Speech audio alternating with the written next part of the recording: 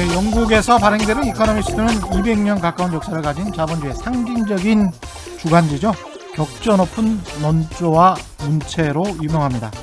미국 대선을 앞두고 발간된 이코노미스트 최신호마저도 표지 사진에 너덜너덜해진 미국 성적위를 올려놓고 제목을 이렇게 달았습니다. Why it has to be Biden. 왜 꼭 바이든이 되어야만 하는가? 이코노미스트는 미국 트럼프 대통령이 거짓말을 일삼고 미국 민주주의의 가치를 파괴했기 때문에 더 이상 이런 사람이 전 세계 민주주의의 리더가 돼서는 안 된다고 비판했습니다. 이 관점이 정확히 보편적이고 상식적인 유럽 지식인들이 트럼프를 보는 견해입니다. 한마디로 그가 미국 대통령인 것을 매우 부끄럽고 수치스럽게 생각하는 것이죠. 트럼프 대통령이 끝까지 추태를 부리지는 않았으면 좋겠습니다.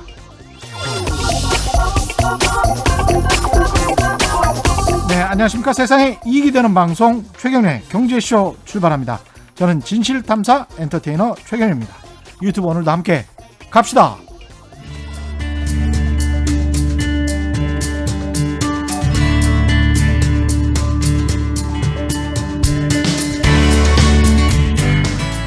경제방송 아무거나 들으면 큰일 납니다. 듣고 또 들어도 탈이 나지 않는 최경영의 경제쇼. 네, 최근의 경제쇼 지난 화요일부터 하루 3분씩 선정해서 KBS 박종훈 기자의 부의 골든타임 책 보내드리고 있는데 오늘이 마지막 날입니다. 짧은 문자 50원, 긴 문자 100원이 드는 샵 9730번으로 많은 참여 마지막까지 부탁드립니다. 오늘의 핫 경제 이슈는 부채입니다. 빚. 예. 최경영의 경제쇼에서 국가부채 문제, 정부 부채 문제 굉장히 많이 다뤘는데요. 오늘은 또 다른 시각으로 아주 흥미롭습니다. 예. 키움증권의 서영수 이사가 가계부채 관점에서 국가부채 문제, 정부 부채 문제의 연관성. 그렇죠. 이걸 좀 들여다보겠습니다. 잘 들어보십시오. 아주 재미있을 것 같습니다. 키움증권의 서영수 이사님 오셨습니다. 안녕하십니까? 예, 안녕하세요. 예. 키움증권에서 온 서영수입니다. 예, 우리가 몰랐던 국가 부채의 비밀이라는 거는 서영수 이사님이 이거 우리 제작진에게 주신 겁니까? 제목을 내용을 이렇게? 설명드렸더니 예. 이렇게 잡으신 것 같아요. 어떻게 보면 맞는 것 같습니다. 잘 들어보시면 상호 연관이 또 있어요. 그래서 이게 무슨 내용인가 궁금해하실 것 같아요. 우리가 보통 이제 정부 부채 이야기 많이 하면서 국회 내년 정부 예산도 뭐 555조다, 또 정부 부채 늘어난다, 뭐 이런 목소리였거든요. 그렇죠. 주로. 예. 근데 이것과 가계 부채가 무슨 상관이 있는 건지 좀 차근차근 풀어서 설명을 해주셔야 될 것 같은데. 예. 예. 그 동안에는 제가 이제 자산 관점에서, 부동산 관점에서 부채를 설명드렸거든요. 예. 그렇죠. 근데 사실은 저는 뭐 오히려 부채 전문가라고 해야 될 것 같은데요. 빚 그래서, 전문가. 예. 예. 근데 예. 이제 문제는 빚 얘기하면 별로 안 좋아하셔서. 아이 그래도 예. 이게 우리가 제일 두려워해야 되는 게 빚이죠. 예. 그렇죠. 예. 예. 근데 결론 먼저 말씀을 드리면 자산의 반대가 부채잖아요. 그렇죠? 그렇죠. 예. net asset, 그러니까 순자산의 반대는 사실상 예, 부채가 부채죠. 되는 예. 거거든요.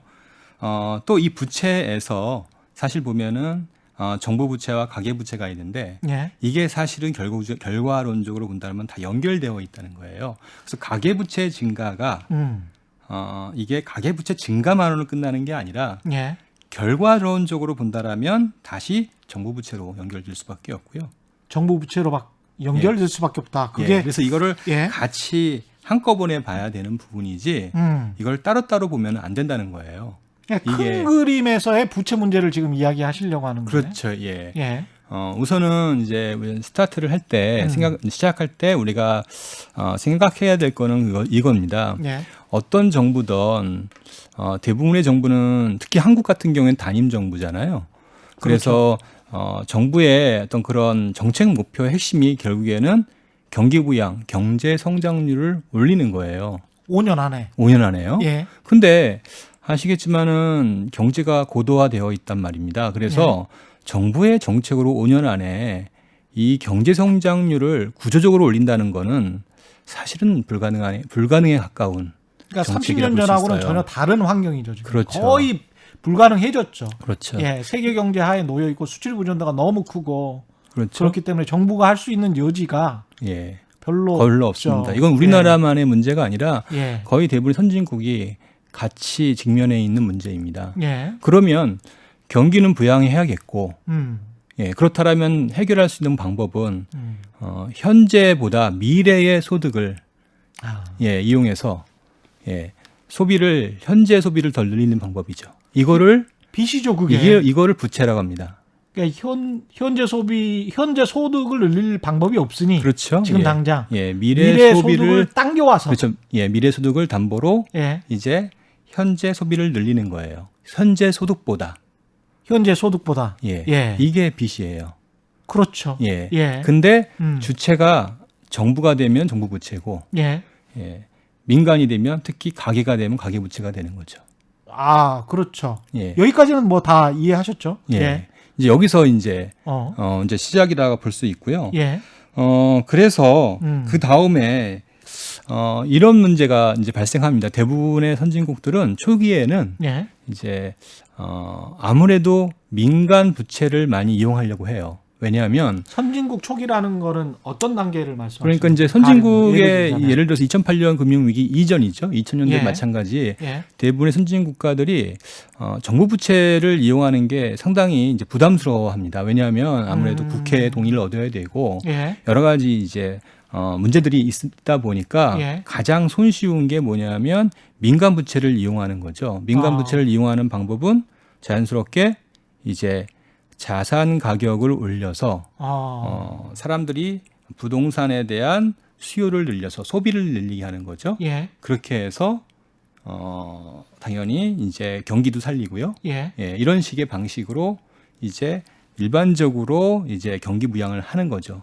이게 2000년대 주요 국가들이 진행해왔던 미국이 이제 필두가 되었던 거고 그러네요. 사실 유럽의 대부분의 국가들이 이런 형태로 경기 부양을 진행했던 것이죠. 그러면 미국은 뭐 우리가 금융위기가 결국은 집값이 터져가지고 네. MBS 때문에 그렇게 된 걸 우리가 너무 잘 알고 있으니까. 그렇죠. 예. 유럽도 마찬가지였습니까? 사실은 상황이? 유럽도 마찬가지였고요. 영국도 그랬고 그 다음에 스페인, 그다음에 포르투갈, 그리스 예. 대부분의 나라들이 대부분 이런 방식으로 이제 경기를 부양했고요. 예. 그 과정에서 가계 부채가 예. 빠른 속도로 증가했다는 점이죠. 그러니까 집값이 계속 오르니까 그 집을 담보로 부채를 얻고 또 다른 집을 사고 뭐 이런 식으로 해서 그렇죠. 계속 자산 가격이 오르니까 그 자산 가격에 맞춰서 소비도 더 많이 하게 되고. 그렇죠. 예. 근데 어느 순간에 자산 가격이 떨어져 버리면 본인이 가지고 있는 이제 부채의 현실이 드러나고.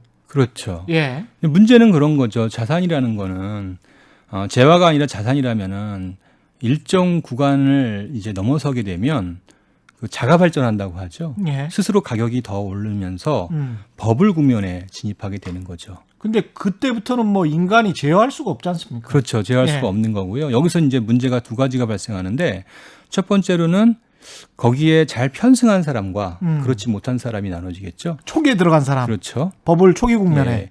빈부격차가 확대가 된다는 점이고요. 그러네요. 빈부격차가 예. 확대가 되면은 뭐 소비 성향을 본다라면 부유층은 아무래도 소비 성향이 낮고요. 예. 그다음에 저소득층은 소비 성향이 높은데 예. 부가 부유층으로 갔기 때문에 전반적인 소비는 또 떨어진 효과가 나타나고요. 그렇죠. 부채 문제에 따른 이자 비용이 증가하면서 그 후반 국면으로 간다라면 오히려 부채의 역습이 나타나죠. 오히려 이게 경기를 더 악화시키는 문제를 야기합니다.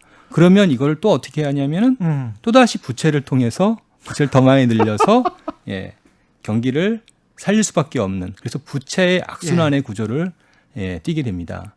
그래서 예. 초창기에는 부채가 이렇게 천천히 증가하다가 마지막 국면에서는 가파르게 상승하는 이런 모습들을 띠게 되는 거죠. 그래서 선진국 같은 경우는 미국은 그래서 가계부채가 많이 증가했던 시기가 2008년까지 그랬었는데 그랬죠. 예. 그 다음에는 미국 정부는 어떻게 해결했습니까, 이 문제를? 해결을 결국엔 못했죠. 그게 이제 못했습니까? 금융 위기가 아. 오게 된 거고요. 예. 금융 위기가 오게 되면 이제 이렇게 되는 거죠. 아까 음. 말씀드렸듯이 이제 소득 격차가 커지는 문제가 하나 있고 또 예. 하나는 결국에는 금융 부실 문제가 발생하는 이 두 가지 문제가 발생하는데 예. 이제 금융 부실이 발생하게 되면 어떤 문제가 어떻게 되냐? 결국에는 부채를 통한 경기 부양이 불가능해지잖아요. 민간 부채를 통해서. 그리고 또 부채가 자연스럽게 금융 부실로 인해서 디레버리지가 된다. 부채가 축소 현상이 나타나는 거예요. 그러면 그동안 이제 부채의 증가로 인해서 경기를 높였는데 경제 성장률을 높였는데 오히려 거꾸로 마이너스가 되는 거죠. 예. 그러면 환갑하게 다 갚아야 되니까. 그렇죠. 두 예. 가지가 이제 빵꾸가 납니다. 첫 번째로는 금융 부실 문제를 정부가 채워야 되는 문제가 하나 있고요. 예. 그리고 디레버리지에서 축소되는 경기 문제를 정부의 재정으로 메워야 되는 문제가 발생합니다. 두 가지가 발생하게 돼요. 예. 그래서 가계부채 문제가 터지게 되면 순식간에 정부 부채가 급격히 증가하는 현상이 나타나는 거예요. 예. 예. 그래서 가계부채 문제는 결국에는 정부 부채 문제이다 해도 과언이 아니라는 거예요. 아. 예. 이게 글로벌 현상이 음. 대표적인 이 과거의 특징이에요. 근데 2008년 금융위기를 복기를 해보면 미국 같은 경우에는 어떻게 됐습니까? 그 가게 같은 경우에 집값이 부채 자기가 가지고 있는 대출금보다 더 아래로 언더워터라고 했잖아요. 그렇죠. 그런 집들 같은 경우는 그냥 워크아웃, 그냥 집에서 나가버리고 나 집 포기할래. 그래서 은행에다가 다 떠넘긴 거죠, 그 부채를. 그렇죠. 떠넘긴 것도 있고요. 우리가 이제 예. 뉴스를 보면은 떠넘긴 것도 있고요. 예. 그렇지 않고 이제 서프라임이라고 하잖아요. 예. 그런 데들은 진짜 디폴트가 선언이 된 거고 일부는 또 탕감도 해줬지 않습니까? 네, 알트 A와 그다음에 나름대로 스탠다드 모기지 같은 경우에는 예. 은행들이 대부분 DSR이라고 하잖아요. 예. DSR에서 과도하게 높은 사람들을 거의 전체 고객의 한 40% 가까운 고객을 이자를 탕감해 줬어요. 그래서 다 이거를 40% 이내로 낮추도록 해준 거예요. 그러면 그 가계 부채 이자를 탕감해주는 과정에서 미국 정부의 부채가 늘어났습니까? 미국 정부의 부채가 이제 같이 늘어나는 거죠. 아까 예. 말씀드렸듯이 금융 부실이 생기니까 이제 그걸 메워야 되는 문제가 발생했고요. 예. 예. 두 번째는 경기가 급격히 나빠지잖아요. 그러니까 당연히 그걸 그러네. 메워야 되니까 정부 부채를 안 늘려야 안 늘릴 수가 없었던 거죠. 그때도 국채를 엄청나게 발행을 했었잖아요, 미국이. 예, 그렇죠. 그렇죠? 예. 예. 그래서 미국이 2007년도에 GDP 대비 정부 부채 비율이 예. 45%였는데요. 맞아요. 이게 예, 별로 없었어요. 2011년도에 77%까지 올라가게 됩니다. 지금은 뭐 한 150%, 140%까지 100% 정도까지 예. 되죠. 근데 연말까지 가면 100 넘어졌는데 중요한 거는 그 최근에 갑자기 증가한 거지. 그렇죠. 예, 최근 그 이전을 제외하면은 정부 부채도 그렇게 크게 증가하지는 않았었어요. 예. 근데 중요한 거는 이 가계 부채의 문제가 터지면서 그대로 정부 부채로 전이된다는 거예요. 그래서 우리가 알아야 될 거는 단지 정부 부채만 놓고 정부 부채 괜찮다 얘기하는 게 사실 어찌 보면 의미가 없다. 이렇게 설명드릴 수 있어요. 그러니까 우리 같은 경우는 지금 미국과는 달리 정부 부채가 한 3, 4% 수준이고 올해 기준으로 43% 정도 예. 된다고 하는데 예. 그리고 앞으로 뭐 한 4, 5년 후까지도 많아봐야 뭐 한 50% 그 정도 그렇죠. 되겠죠. 네. 예, 그렇게 되는 상황이고, 그러니까 다른 선진국에 비해서는 훨씬 나은 상황이긴 한데, 그렇죠. 우리는 다른 나라에 비해서 가계부채가 좀 많은 편이죠. 증가율만 놓고 본다라면은 최근 5년간 주요 OECD 선진국 중에서 가장 높은 수치를 기록했고요. 여전히. 예, 그리고 절대 수준도 전세 보증금이 빠져서 그런데 예. 이걸 포함하면은 뭐 당연히 전 세계 1등이고요. 전 세계 예. 1등이라는 게 GDP 대비 어느 정도 되는 겁니까? 가계비. 지금 그 전세 보증금을 제외한다라면 예. GDP 대비 이제 2020년 1분기 기준으로 95%. 95%. 예, 이 정도 되고요. 예. 그 다음에 전세 보증금을 포함하면은 한 130% 정도. 어휴. 예, 이렇게 됩니다. 그래서 전 세계 1등이고 두 번째는 질이 중요한데 네. 질이 다른 나라에 비해서 훨씬 더 나쁘다. 이게 이제 그러면 네, 가계부채 문제의 핵심이죠. 포함되는 게 전세보증금은 이제 빼고 말씀을 하셨으니까 비공식적인 숫자니까 예. 원래 공식적인 숫자에 포함되는 거는 뭐가 포함되죠? 이 통계를 계산하는 방식이 예. 각자가 좀 다 다른데요. 예.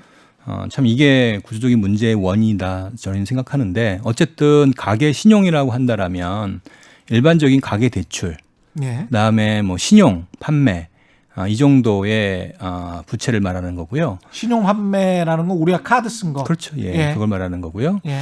그다음에 이제 개인 금융 부채라고 예. 이제 이게 국제 기준이거든요. 예. 예, 국제 기준은 또 이 개인 금융 부채를 또 씁니다. 예. 요거는 이제 개인 사업자 대출. 이게- 개인 사업자 대출. 예, 이게 포함된 거고요. 음. 그리고 실질적인 가계 부채는 예. 전세 보증금이 포함되어야 되고요. 예. 이거는 반드시 포함되어야 되는 부분이고요. 왜냐하면 여러 가지 부채 중에서 가장 위험한 순위를 꼽는다라면 음. 제일 위험한 게 자연스럽게 이제 신용대출이 이제 무담보니까 될 거고요. 그렇죠. 그 다음이 전세보증금이거든요. 근데 이제 우리는 대부분 주택담보대출 중심으로 부채의 위험이 있다 생각해서 그 중심으로 규제를 하고 있는데요. 실질적으로는 이거는 별 문제가 없는데 규제를 안 해왔던 요 나머지 부분들이 규제를 사실- 안 해왔던 나머지 부분이라는 거는 신용대출, 신용대출. 예, 개인사업자 대출, 예. 그다음에 뭐 전세보증금, 전세자금 대출 이런 것들인데요. 2017년 이후에 대출 순증을 계산해 보면 주택담보대출 우리가 보통 뭐 LTV니 뭐 DTI니 이런 규제한다고 하잖아요. 예. 원리금 분할 상환도 마찬가지고요. 예. 이런 규제가 있는 주택담보대출은 전체 대출 순증의 한 5%에서 10%밖에 안 돼요. 오히려 주택담보대출은 낮군요. 예, 이거는 정말 안전한 사람들이 사용하는 거고요. 대부분의 이제 부동산을 투자하시는 분들은 나머지 대출로 신용대출이나 예, 개인 사업자 대출로. 그렇죠. 집을 투자하거나 뭐 또 경우에는 주식을 투자할 수도 있고요. 근데 신용대출이나 개인 사업자 대출을 하는 사람이 가령 뭐 실직을 했거나 개인 사업이 잘 안 돼서 개인 소득이 들어오지가 않게 되는 경우를 지금 걱정하시는 겁니까? 가계대출의 그 비중이 이렇게 크다, GDP 대비. 이게 가장 우리가 우려해야 되는 게 뭔가요? 아까 이런 얘기 드렸잖아요. 전 세계에서 가계부채 증가율이 제일 많고 높다. 예. 그 얘기는 뒤집어서 자산을 얘기한다라면 한국이 집값이 가장 많이 올랐다. 이렇게도 볼 수 있거든요. 그러니까 예. 결국에는 가계부채의 성격이 이렇게 많았던 가계부채가 이렇게 많은 이유는 성격 예. 자체가 예. 다른 선진국과 달리 소비 형태 그리고 또 미국 같은 경우에는 단순 주거 목적이 많았는데요. 이런 것보다는 우리는 자산 투자 목적으로 부채를 고소득층이 많이 늘렸던 거죠. 그러네요. 자기 소득에 예. 비해서 무리하게 많이 늘렸던 부분. 재밌는 데이터를 말씀드리면 예. 최근에 신용대출이 많이 늘었잖아요. 예. 그래서 최근 상반기 기준으로 전체 신용대출에서 대출 금액이 1억 이상인 대출 이게 어느 정도 비중을 차지하냐면 한 40%에서 50% 정도 차지합니다. 이거는 그러니까 신용대출을 1억 이상 받을 수 있다는 거는 일종의 이제 의사나 변호사 같은 전문직들, 그 다음에 고연봉자들 그런 사람들 아닙니까? 그렇게 보면 예.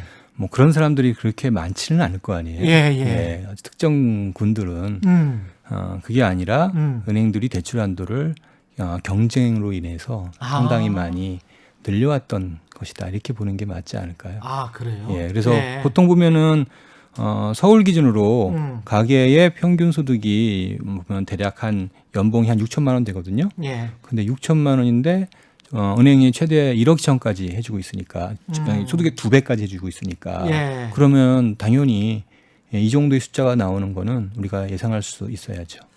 그러네요. 그러니까 다른 나라들 같은 경우는 주거 목적으로 집을 샀는데 우리 같은 경우는 투자 목적으로 집을 사서 자산 가격이 높아지고 그러면서 투자 목적으로 샀는데 그 사람들은 주거 목적이 아니니까 직접 들어가서 살지는 않을 거고 그러면 투자했던 자산의 가격이 떨어지면 가지고 있었던 부채의 질도 하락할 것이고 그게 전체적으로 정부 부채에 어떻게 영향을 미치게 되는 겁니까? 그러면? 우선은 이렇게 되는 예. 거죠. 그래서 우리가 이제 진단해야 될 부분들은 예.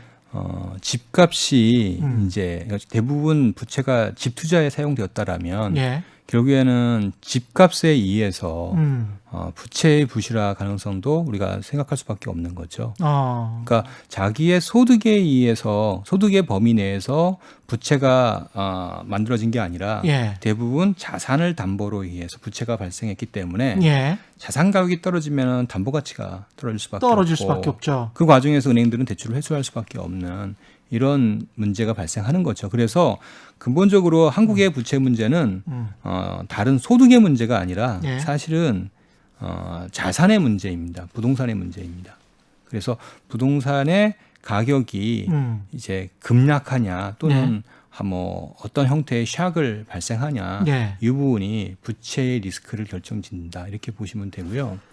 이제까지 그 금융 당국의 스탠스로 보면은 자산 가격이 좀 떨어졌다고 해서 바로 부채를 회수하도록 은행에게 감독 지도하거나 이런 경우가 없고 약간 좀 기다려봐, 좀 봐줘봐봐 이런 경우가 되게 많았었잖아요. 물론 그럴 그래서 수밖에 없는 거죠. 그래서 이제 부채가 계속 증가했었던 측면도 있고. 이게 이제 음. 부채의 덫에 걸리면 결국에는 특히 자산 투자 형태로 부채가 사용된다라면 예. 참 이 굴레에서 벗어나기가 어려운 거죠. 예.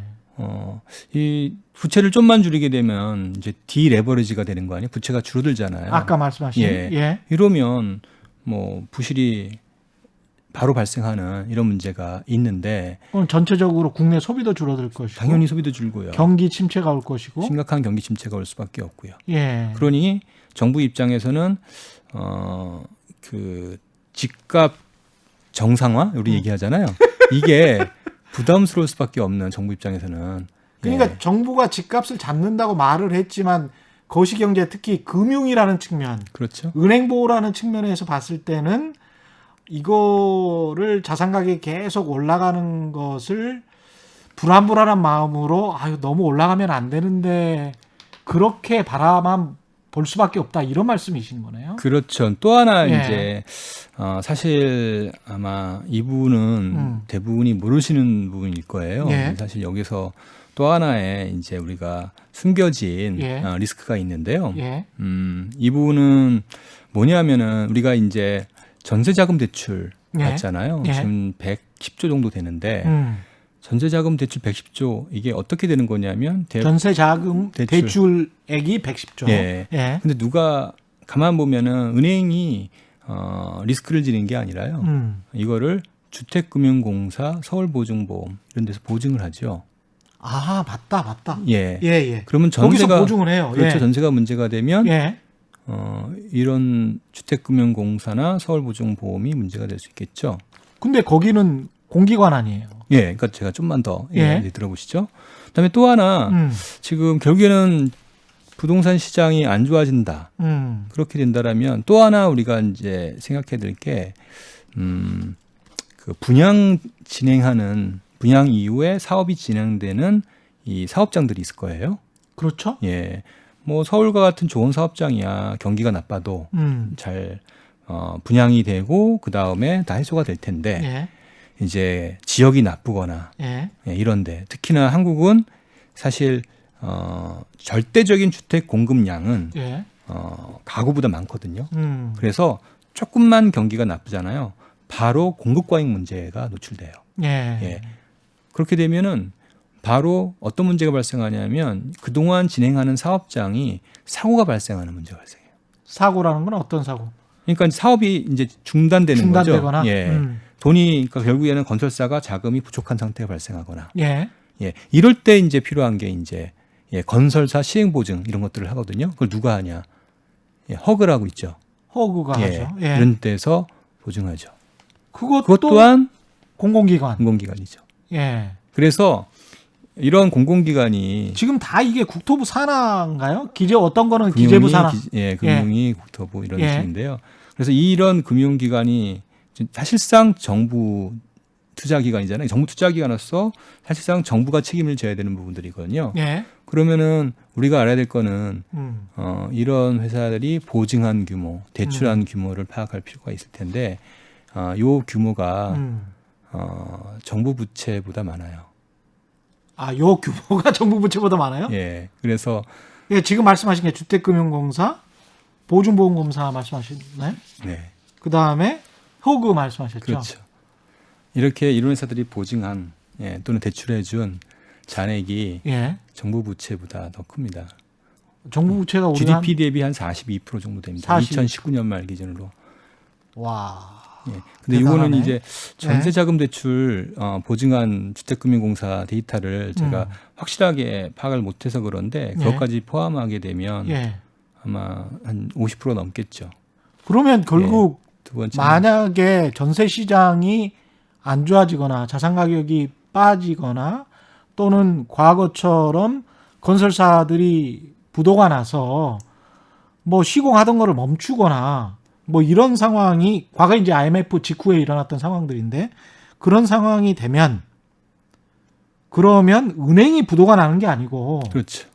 정부 밑에 있는 공공기관들이 그래서 정부 부채로 연결되는 거죠. 어차피 이거를 이거는 정부가- 지난번에 저 박종호 교수가 이야기하는 광의의 국가부채의 개념하고 똑같네요. 그냥 근데 이제 예. 일반적으로 이제 그거를 조금 더 디테일하게 들어가야 됩니다. 이거 예. 함부로 얘기할 수는 없는 사안이에요. 예, 일반적인 이제 공기업은 음. 자산과 부채가 있잖아요. 예, 그래서 일반적인 공기업의 부채를 일방적으로 다 집어넣는 거는 정부 부채를 너무 과대하게 생각하는 거예요. 예, 그리고 대부분의 공기업이 어쨌든 간에 그런 과정에서 이익을 내잖아요. 예, 그러니까 그거를 다 부채로 포함시키는 거는 좀 무리가 있다고 저는 봅니다. 예, 근데 얘네들은 얘네들. 이쪽은 예, 이쪽은 이쪽. 좀 다른 게 예, 이쪽은 다른 점이 뭐냐면 이거죠.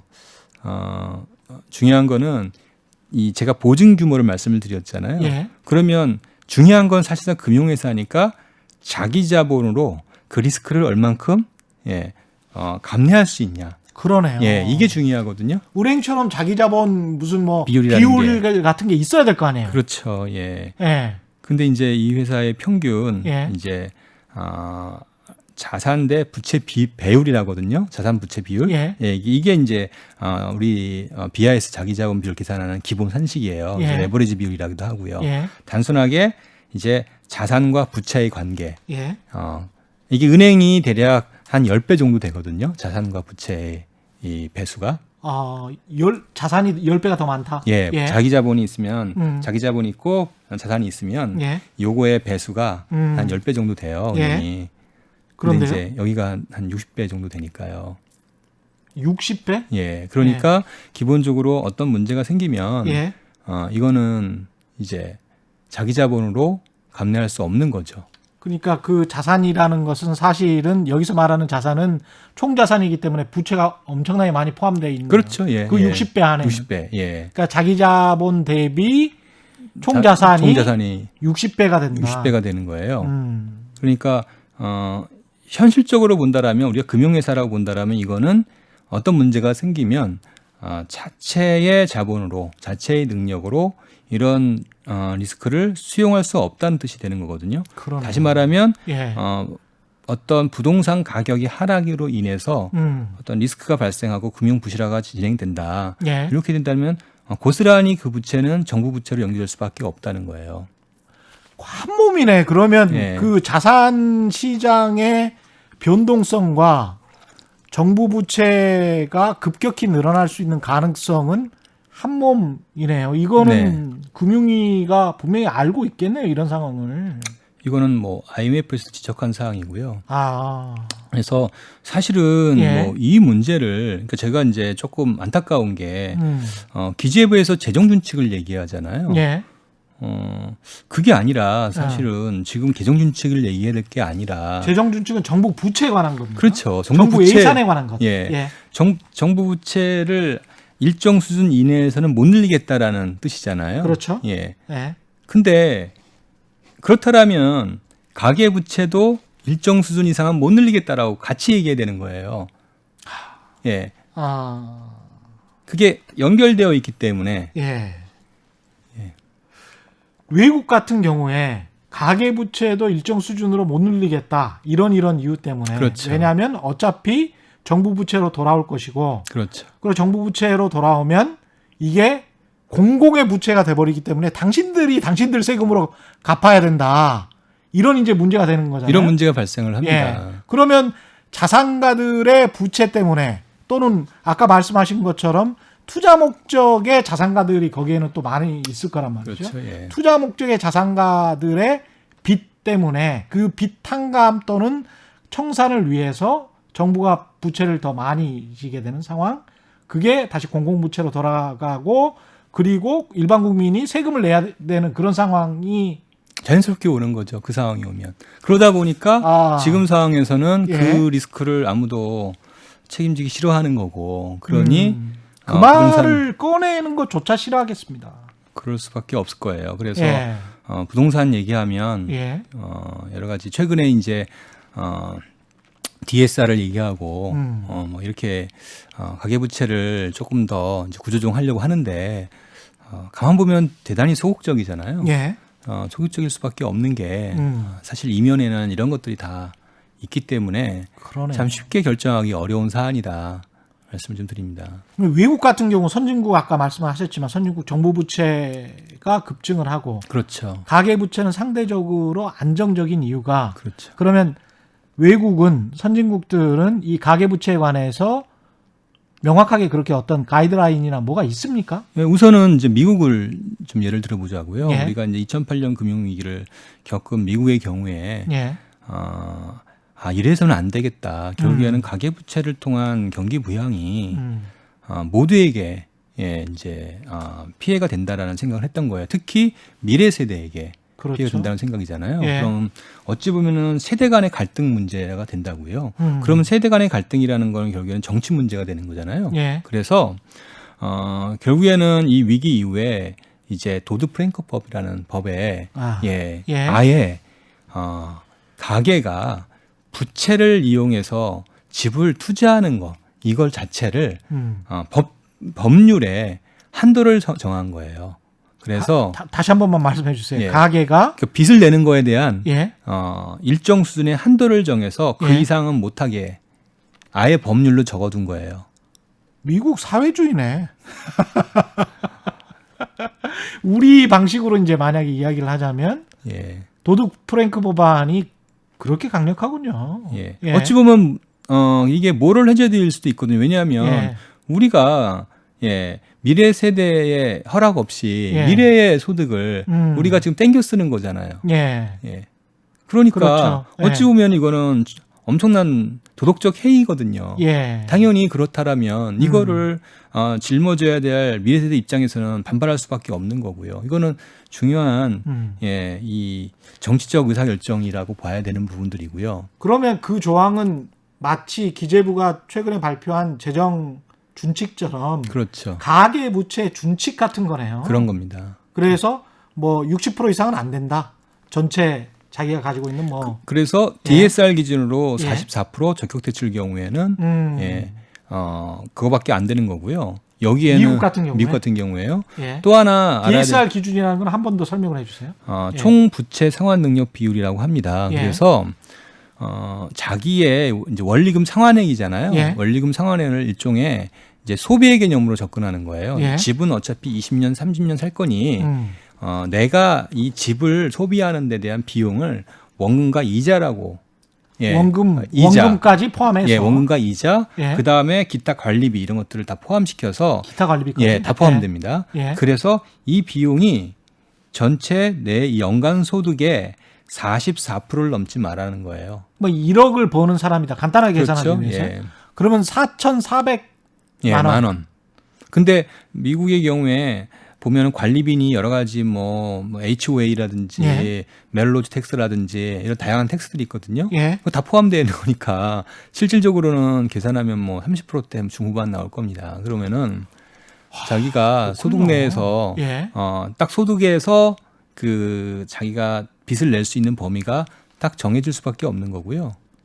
또 다른 나라들도 있습니까? 이런 식으로 하는 다른 나라들은 이 정도까지는 아닌데 예. 뭐 저 일본도 그렇고 보면은 대부분 원리금 분할 상환 이런 것들을 사실상 체계화해서 가고 있죠.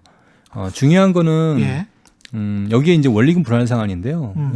이 44% 말고라도 또 하나 뭐가 있냐면 거의 모든 은행들 이거는 저축은행도 포함되고요. 예. 미국에는 이제 조합들도 있고 그런데 이런 데도 역시 심지어 P2P도 포함됩니다. P2P도 역시 P2P도 예. 예. 그래서 원리금 분할 상환과 그다음에 DSR을 보고 상환 능력이 있는지를 평가하도록 하는 그 안이 도드프랭크법에 포함되어 있어요. P2P는 어떻게 데이터로 잡을 수가 있는 거죠? 퍼슨 투 퍼슨입니다. 이거는 4인 간 돈을 빌려주는 거?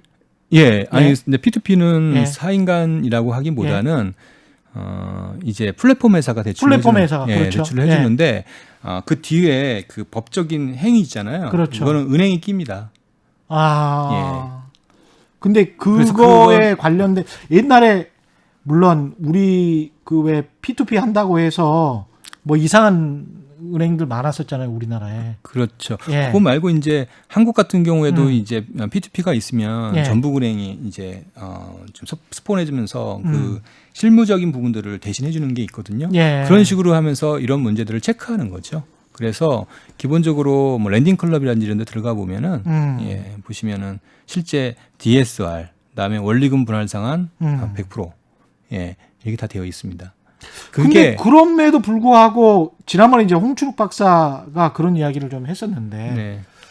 그 미국이랄지 일본이랄지 주택 가격이 계속 올랐단 말이죠. 이렇게 대출을 규제를 하는데도 불구하고 그거를 이제 미국을 예를 들면요. 이제 물론 그럼에도 불구하고 이제 미국의 특정 지역의 경우에는 집값이 많이 올랐죠. 예. 그럼 상식적으로 이해할 수 있는 게 빈부격차가 이후에 상당히 심화됐잖아요. 돈 번 사람들은 상당히 많은 돈 벌었기 때문에 그 사람들이 사는 지역의 집값은 소득이 많이 증가하니까 당연히 대출 여력이 많아지게 되고 예. 거기에 맞춰서 집값이 오르는 거예요. 근데 우리는 그만큼 소득이 오른 것 받쳐주지 같지 않았죠. 않다. 그래서 예. 케이스 실러 지수 개념으로 예. 이제 미국의 집값을 계산해 보면 대략 최근 5년간 계산해 보면 한 20% 정도밖에 안 올랐어요. 아 그래요? 예, 10대 전국 주택 가격이 10대 도시 지수 10대 도시. 이 기준으로 하면은요. 예. 그러면 뭐 기껏해야 1년에 5%씩 정도 오른 거니까 10대가 에버리지는 많이 올랐다고 보기 어렵죠. 한국의 경우 비교해 보면은 서울 기준으로 하면은 지금 5년간 100% 넘게 올랐으니까 예. 대략 한 3배, 4배 정도가 더 오른 거죠. 그러니까 소득 상승률에 비해서 집값 상승률은 다른 나라에 비해서 굉장히 가파랐고 네. 그리고 부채 상승률도 가파르게 진행되고 있다. 그렇죠. 근데- 또 하나 말씀하십시오. 또 하나 이제 얘기해 줄 예. 건 뭐냐면 중요한 게 있습니다. 이게 이제 결국에는 근본적인 원인은 사실 정부가 예. 경기 부양을 위해서 결국에는 개인 부채, 가계 부채를 이용하는 거잖아요. 그렇죠. 예. 예. 그러면 예. 이것을 끊는 방법은 뭘까요? 대출 규제를 해야죠, 뭐. 방법은. 근본적인 원인은 예. 이 정부 중에 행정부 중에 하나인 뭐 기재부라든지 미국은 재무부잖아요. 예. 이쪽에서 경기 부양을 위한 부양책을 못 쓰게 해야죠. 그러니까 다시 말하면 이 정부의 정책의 기본 방침이 예. 경기 부양이 아니라 금융 측면에서 본다라면 금융 안정, 쪽으로 건전성, 가야 된다. 예. 그다음에 소비자 보호 이런 쪽으로 가야 되는 거예요. 그리고 예. 요 경기 부양을 최소화시키는 겁니다. 결국은 문재인 정부가 국토부에서는 김현미 장관이 굉장히 강하게 주장을 했지만 네. 부동산 규제를 기재부에서는 전반적으로 대출 특히 뭐 말씀하셨던 신용대출이랄지 개인 사업자 대출이랄지 뭐 저금리 기준은 전 세계적인 기준이니까 어쩔 수가 없다라고 치더라도 전반적으로 엇박자가 완전히 나 있었네요. 그럴 수밖에. 거시경제적인 측면에서는 그냥 빌려다 써라라고 이야기를 하고 그렇죠. 그래서 조금만 더 얘기 드리면 예. 그래서 미국이 어떻게 했냐면 우리 이제 쌍봉용 감독 체계라고 하잖아요. 예. 요게 이 내용입니다. 그러니까 어. 우리가 그냥 액면 그대로 쌍봉용 하면은 그냥 그런가 보다 하는데 예. 이게 뭘 왜 이렇게 만들었냐 하면 예. 쌍봉용이라는 건 뭐냐면 아까 말씀드렸던 이제 재무부가 있을 거고요. 예. 그다음에 밑에 이제 감독원 있잖아요. 예. 미국 통화감독청이라고 하고 있고요. FRB나 통화감독청이 있고요. 그 다음에 또 하나 이제 소비자 보호 원 이런 같은 데가 있는데 예. 이번 금융위기 이후에 어떻게 했냐면 기본적으로 재무부가 이런 경기부양 정책을 취하는 거는 최소화 없앤다고 봐야 되죠. 그거 없애고 예. 중요한 거는 건전성과 금융안정 그리고 이제 소비자 보호 이 국을 별도로 분리해서 예. 소비자 보호 중심으로 가는 거예요. 예. 이렇게 정책 목표가 바뀌게 되면 어떤 일이 생기냐면 근본적으로 금융을 위해서 경기 부양을 할 수 있는 정책을 전개하기가 사실상 어렵습니다. 불가능에 가까워요. 그 고리를 정부 조직 개편을 통해서 그냥 끊어라 이런 그렇죠. 말씀이시네요. 예. 그러니까 그게 이제 이 쌍봉형 체계가 미국만 한 게 아니라 글로벌 스탠다드가 되었고요. 예. 그 금융위기 후에 대부분의 나라들이 이렇게 바꿨습니다. 그래서 이제 한국도 마찬가지입니다. 한국도 예. 금융위기 이후에 2011년 소비자보호법을 도입을 추진했었고요. 그 다음에 이제 마찬가지로 감독 체계를 변경하려고 했었습니다. 예. 근데 이제 이게 흐지부지 되었던 거죠. 예.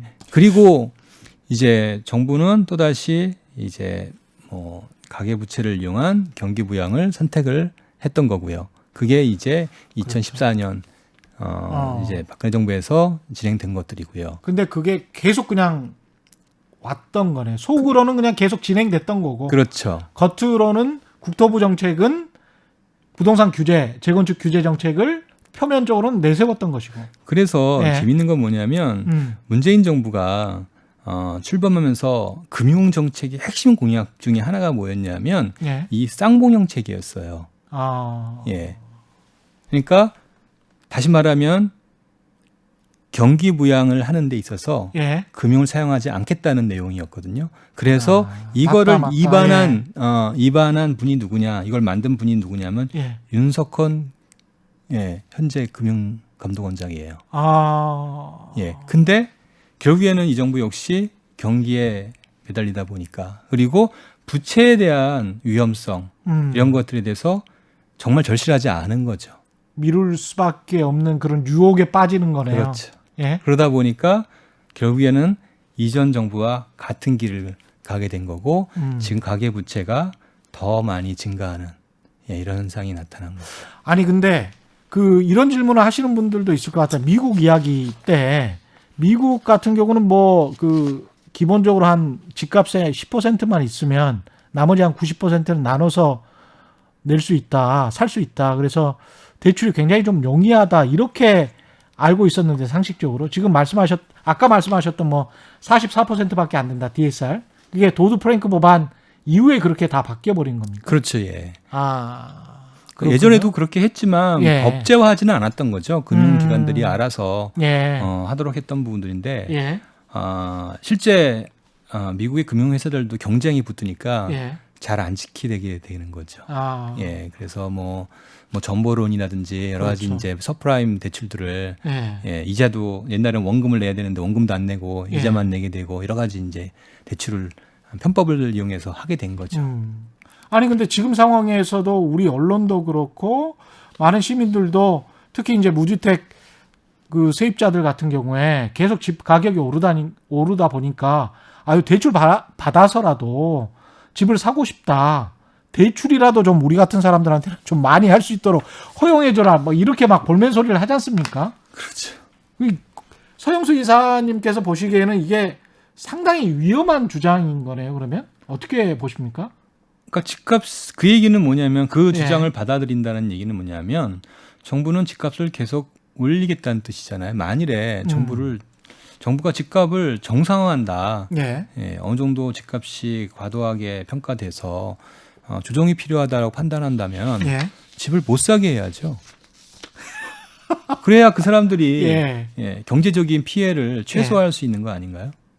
지금 현재 그러니까 집 가격에 대한 명확한 인식은 버블이다라는 인식이 있는 거네요. 그러니까 집을 못 사게 해야 된다라는. 제 개인적인 예. 생각이요? 예. 그거는 이렇게 봐야죠. 그러니까 예. 이거를 아까 동일하게 미국식으로 DSR을 40%를 적용해서 집을 산다라면 그래서 거기에서 발생하는 원리금 상환 금액이 내가 감내할 수 있는 소득 내에서 이루어진다라면 그게 정상적일 거 아니에요. 근데 그런 사람 그럴 때의 집값을 우리가 추정할 수 있거든요. 예. 근데 예. 그런 사람들보다는 그렇지 않은 사람들이 훨씬 더 많은 것 같다.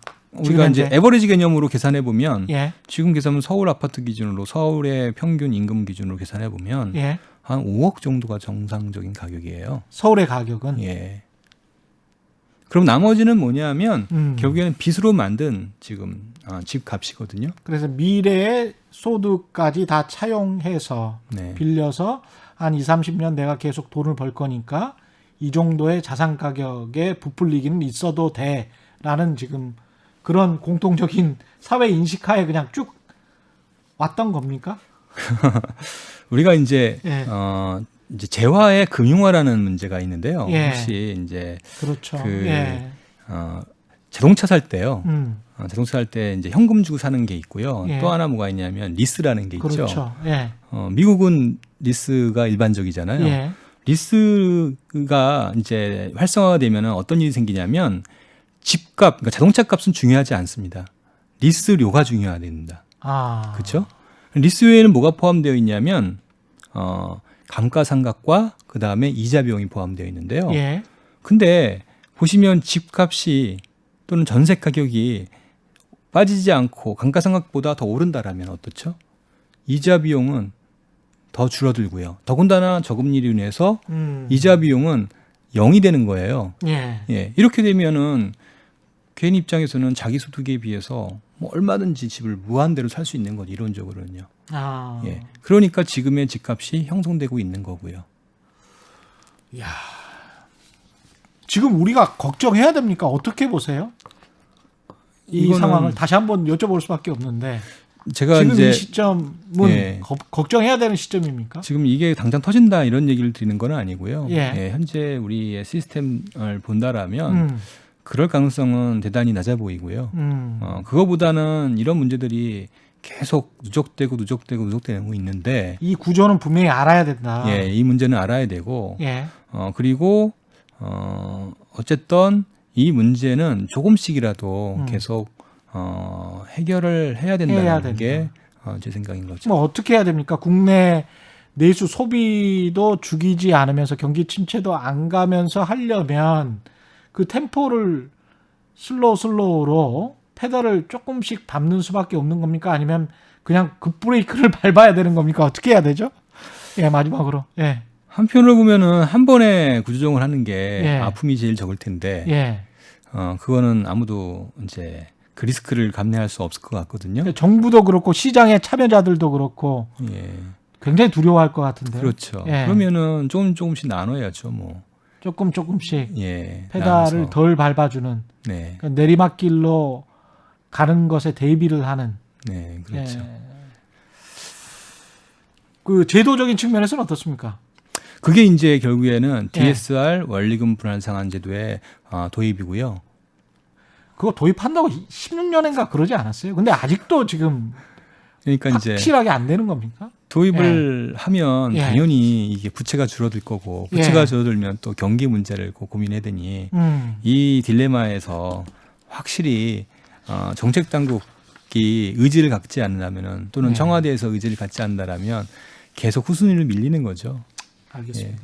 오늘 말씀 감사하고요. 지금까지 키움증권 서영수 이사와 함께했습니다. 고맙습니다. 예, 감사합니다. 예, 저는 KBS 최경련 기자였습니다. 지금까지 세상 이익이 되는 방송 최경련의 경제쇼였습니다. 고맙습니다.